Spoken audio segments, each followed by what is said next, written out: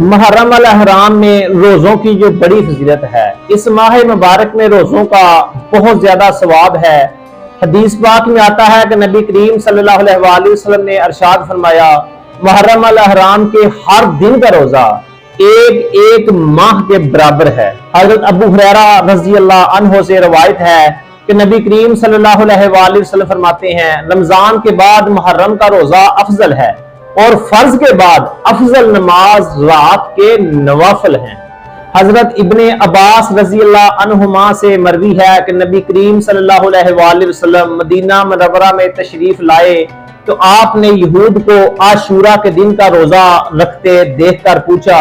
कि तुम इस दिन रोजा क्यों रखते हो? उन्होंने कहा, ये ऐसा दिन है जिसमें अल्लाह ताला ने मूसा अलैहिस्सलाम को